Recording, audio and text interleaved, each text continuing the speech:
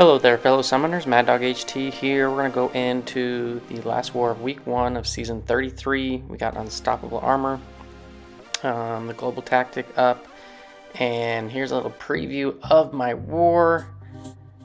And I didn't have a fun time. Let's just say that. So that's the preview of what we're going to see. You can try to guess who I might die to today, because I am going to die, and my streak that I had been going on, I don't really mention it just because I only care about the one fight that's up next and not dying to it. But yeah, we're up against Space Force. They're a pretty solid group, and we played them a few times in the last few seasons, and I think it's been back and forth. But yeah, so here's the maps that we're looking at, and then as far as bands go, we have the typical Quake, Ghost, and Hercules band. So yeah, right there, there's our bands. That's what we're working with. So let's go in. So for section 1, I'm on path 8, and there wasn't any fights on the first node. The second one, node 17, has Rich Get Richer, Mystic Ward, Personal Space Fury, and it has a Jabari Panther on there.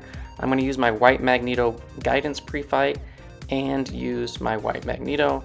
I throw an invulnerability boost on mainly for the next fight, but it's just going to carry over to both.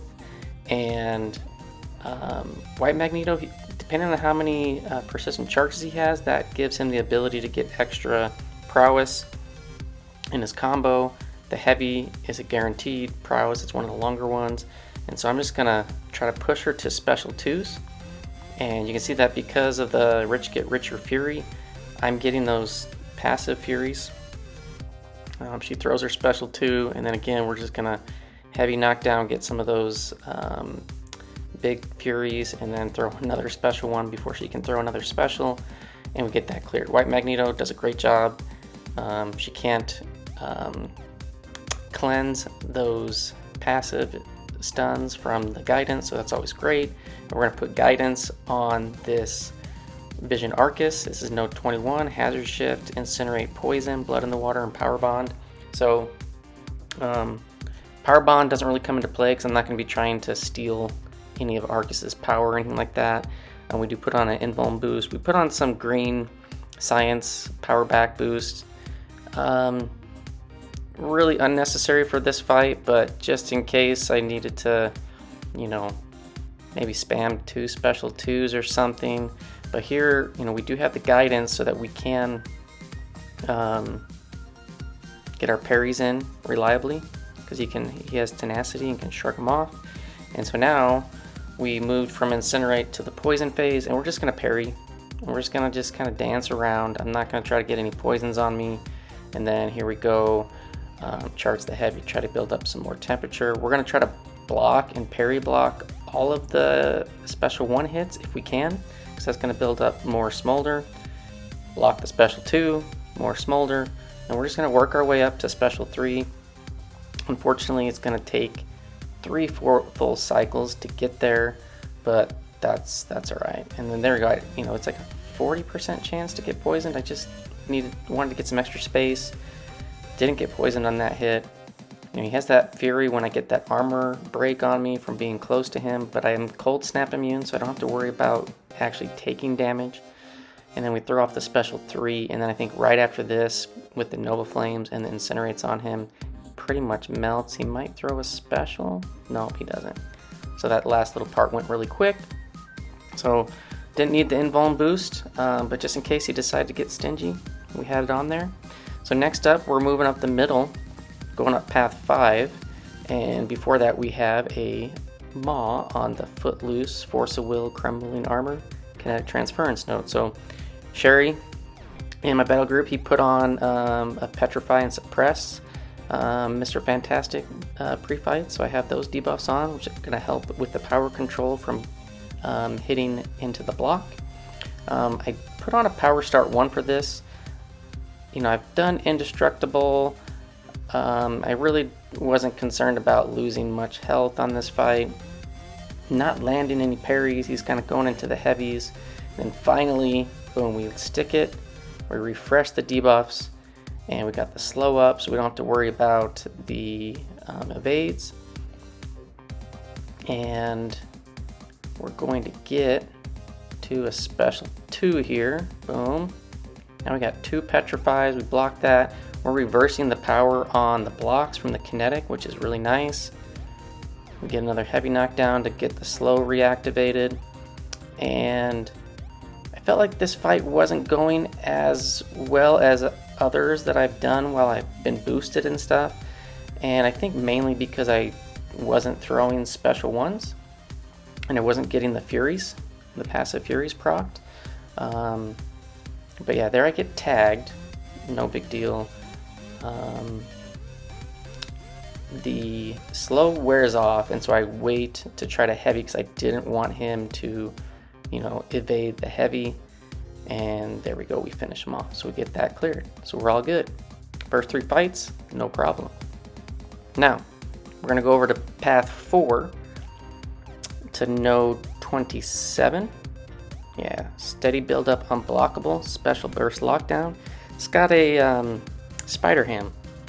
So SheHulk is a viable option for this fight because she can shrug off debuffs. So with the steady build up, unblockable, once you get to 3 debuffs on you, he'll go fully unblockable. Special burst lockdown is going to put in a heal block and an armor break on you, so that's 2. And after his special 1, he's going to get a taunt, so that's 3. And then if you hit him while stunned, you can get the little Polka poppers because this guy's awakened. But SheHulk, my SheHulk is 660, so she has like a 50% chance to, on every hit, to shrug off a debuff when you're fighting science champions. It's only science champions. Now I went in with this fight with the Power Start 1 boost still going, and I think that was a mistake. That's going to build up his spider porker nonsense stuff more quickly. But yeah, we get the slow off. We don't really need the slow until he gets to 5. And so far so good. We're 30 seconds in, halfway through, and yeah, we're just waiting for this dude to throw a special. We counter the special with our heavy attack to get the slow up, and then we get no hits that are purifying those heal blocks and armor breaks. There we get the taunt off, but we aren't getting those heal blocks off. We are unblockable, and then we take a hit. So I'm kind of in a predicament here where he's got 10 charges, and I got all of these debuffs on me. He's fully unblockable. I get cornered, totally whiff an attack, and here we're trying to get out. I can't throw the special because I could have thrown at the very end there, but I couldn't throw a special because of those taunts. It would have, or not the taunts, the porker popper things, and they would have killed me. And then he's being really stingy, so we still can do this. Now here I counter his special with the heavy again, get the slow up. We hit him with the big special too, but we still haven't purified all the debuffs. He's not throwing, and we're gonna come over here to the corner, and we're gonna get cornered. But now he's not unblockable, and then here's a mistake. I didn't counter with a heavy. He was at 10 charges. I was thinking that he could evade the heavy, so I didn't. And then I'm in the corner, and then he throws a heavy. I go try to tap onto him to get some space, and he immediately throws the special one, and I die. 11% health. And yeah, I was pretty frustrated at how that went. In my duels, I was shrugging off debuffs more frequently.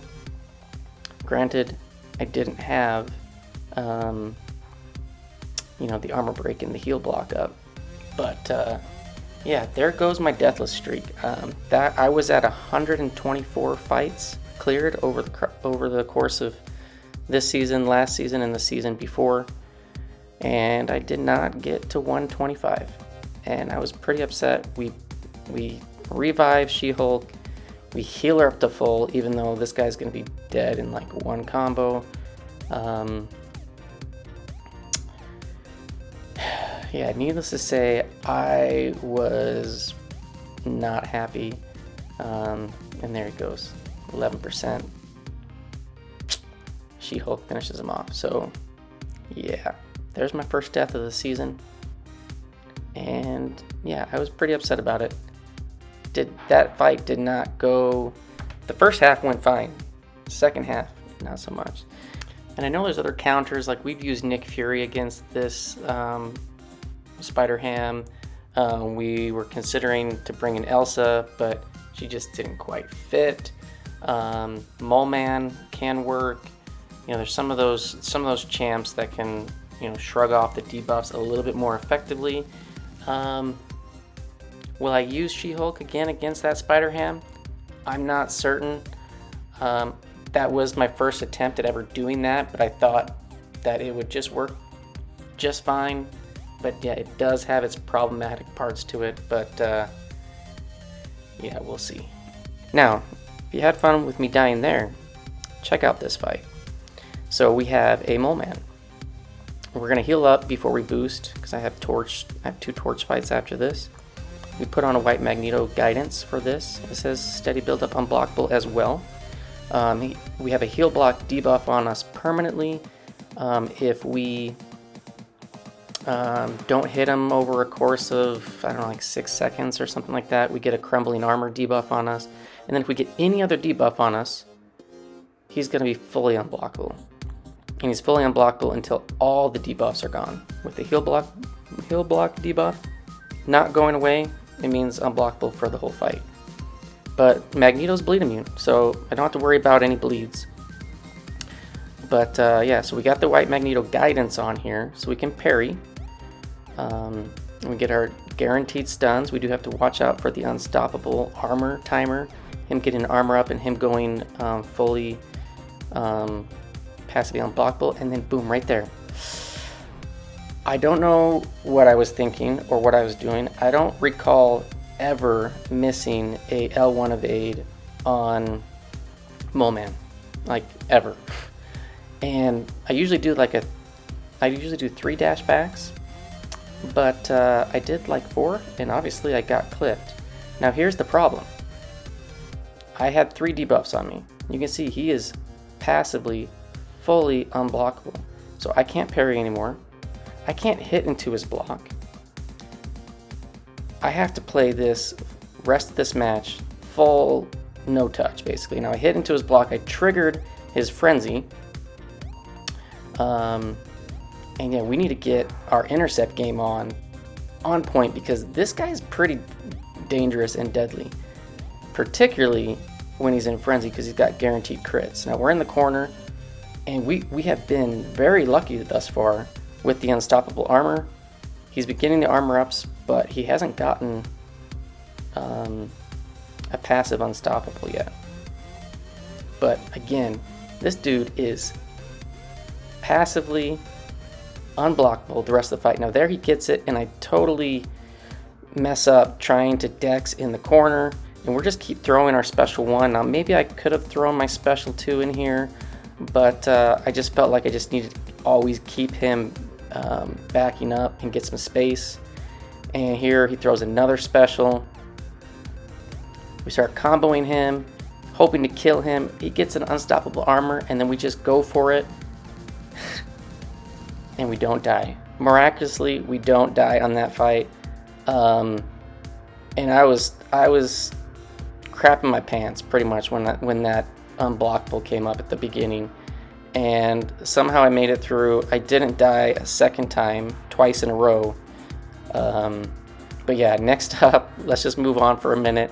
We got this Ebb and Flow, Intercept, Mighty Charge, Crumbling Armor, Mojo on note 39. Sherry put a WhMags pre-fight on here so that I can reliably stun if I need it without having to reparry. I put on my Nova Flame on this, so we're gonna get those passives. So the Mighty Charge will not shrug off the passive Nova Flames, and then boom, we get an intercept. We're gonna block all that, build up some smolder to keep the temperature high. And as far as this fight goes, I was never even concerned about what the prompt was. It was all about getting an intercept off. We got another one, and Torch, he's just too OP against Mystics and nukes that Mojo down in like less than 30 seconds, 22 hits. So that went incredibly well, much better than the prior fights. We move up. The Cersei is going to get taken down by 17, and we have to wait. He's over in Asia somewhere, Euro Asia area, so we have to wait for him to wake up in the morning. I get up in the morning. I woke up at 4:45, not on purpose. I just woke up and I was checking my messages, and they were asking like, "Hey, when's Mad Dog gonna be available?" And I'm like, "I'm here." And they're like, "Go back to sleep." I'm like, "No, I'm ready to go." So he takes out the Cersei with his Tigra. I move up to this Polka Dot Power, Stunning Reflection, Stun Vulnerability, Magneto. This is an easy, pretty simple fight. Granted, he does have the Unstoppable on, like if you're block baiting the heavies, so you're either going to have to do a bank off the wall or just get an intercept off or let him hit into your block like that. I should have retaliated there, but just wasn't feeling it. And then once you get that first hit in, you take down that stun shield, and I was trying to slow my combo up enough to where my last medium would deactivate the stun shield there again. It wasn't happening. Just missed it by like a hair, and so now we're just going to bait a special one, and then we're just going to get another intercept, and then it's game over. So medium, light, medium, we can parry reliably, do it again, and then we're going to parry I think again, and we're going to kind of stall, make sure we go over that stun timer so that we can keep that going and simplify it. I had an invuln boost on, definitely didn't need that. I had to reboost for that one, but no big deal. I didn't die. That was my last assignment as far as fighting. Because I took 2 fights, the Jabari and the Moleman, I got 2 persistent charges back, and so I got a 4th guidance, and we put that on Penny. And I tag my boy McLeod that it's on there. He's going in. They didn't ban Corvus, and we were able to get some charges. I think he got 3 charges. And he took out that Penny really fast and easy. And yeah, so we're super stoked about that. Our battle group, I had a slip up. We had 2 other guys slip up. One with 2% left. Mine was with 11% left. So kind of sad. But here I'm just taking a peek at the boss. It's a max sig. Nimrod, and 17 right there, XV11. He is waiting in the wings, waiting for us to get our fights down. We tag him, and I end up watching. We're trying to get the global down to take out some of the rest of these fights so that we don't have to deal with the unstoppable armor. Yeah, there. Poke him. And he's going to come quickly, and we're going to take down this. Now, this Nimrod, I would have actually loved to have taken it with Torch. I've done that a few times last season, but with the Flame on, and since I used that and I didn't get it back, we had it taken down by 17. I say, hey, great work. And let's just take a peek at what he did. We always try to share the boss kills and any other kills that happen that are interesting in the battle group. So he shared with us the Nimrod takedown. So we do have all of the Mr. Fantastic pre-fights on: Petrify, Suppress, and Debuff Siphon. The Petrify doesn't really do anything here because he's not healing, doesn't get any power gains. We've got a white Magneto guidance on for the extra attack, and even though those fall off, it's not the biggest deal. It's kind of just there, like, if you get some ruptures and you get the knockdown quick enough, you can keep those going. The debuff siphon's going to make those ruptures more potent. And yeah, 17 does a great job. He has the spacing down, the rhythm down to counter that special one with a miss, and then get him with a heavy afterwards. Yeah, and his Tigra is a rank 4. He's got Kitty on the team for the extra duration on the neutralizes. I think that's what the synergy is. And this Nimrod's melting down.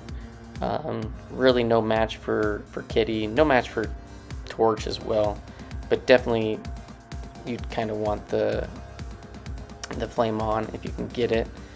And I mean, just beautiful things. I actually took my Tigra, she's unawakened, to rank 2. I'm debating on whether or not to use a generic on her and take her up to rank 3. We'll see in the near future, but footage like that, it makes me want to do it. So we died 3 times, like I mentioned. They ended up dying 7 in BG2, and we had 12 deaths, and only 10 of those counted. We had an issue on one fight, but they died 26 times. So our defense was putting in some work, putting in some problems for Space Force. But yeah, thanks for fighting with us. It was a good war. We come out with the victory. And as far as the stats go for me, 7 fights, 7 kills, and 1 death. So on the season, I'm at 17 fights, 17 kills, and 1 death. We go to 2-1, so we had a good week. 2-1 is a good week. Obviously, 3-0 would be better, but we'll take 2 wins. Whenever you can win more than you can lose, it's a good pace, good sign. And you know, we don't have the rankings out quite yet. It comes out tomorrow sometime, but we're definitely somewhere in Masters. And season so far is going pretty well. We're pretty happy with it. We're winning. That's the thing that matters. I know I died, and it really irks me that I totally messed up that fight. But in the end, we won. It didn't come to the detriment of the team losing, which I'm happy about. But yeah, so 2-1 in the season. We're doing well, and I just need to start a new streak. That's all. And as far as the items go, this war was item full. So I used 3 20% boosts. I need to go pop some crystals to get some more of those because I am now out. But I do have 16 million plus solo shards, so we'll take care of that. But I used 6 potions. Had to use a revive, obviously. All the invuln boosts. You can see the totals. And then here's the spreadsheet from Campo that he put out. You should check this out if you're interested in trying to track how much loyalty you would be using. You can see that the first 2 wars I didn't have to use any heals. Played well, kind of had a diverse attack team where I didn't have to use somebody multiple times. But yeah, this 3rd war, when you die, man, it is so costly. You know, as far as like all the boosts and stuff, I think it's pretty normal for me each war. It looks like it's going to be averaging around 50,000. But man, when you die, it costs so much. Yeah, almost, you know, that pretty much cost me, you know, 200,000 loyalty for that war, for dying 1 time and trying to heal back up, and then a few heals there and here and there. But yeah, I definitely recommend you checking out Campo's channel. He's got a lot of good war videos. It's very well spoken, very clear spoken, and he's in a good alliance, SSX1. So yeah, check him out. Check out the spreadsheet if you want to track. I know there's a lot of people tracking because they just want to tie the new cost system that Kabam announced, which everyone is concerned with, and see, well, how does that actually compare to what we're actually using? Because I don't think a lot of people look at how much they use, just because with the compensation, there's just plenty right now. But when that compensation ends, it's going to be a little bit concerning. So yeah, go check that out. I'll put a link in the description for that. And then here's my little collage of attackers used, defenders defeated.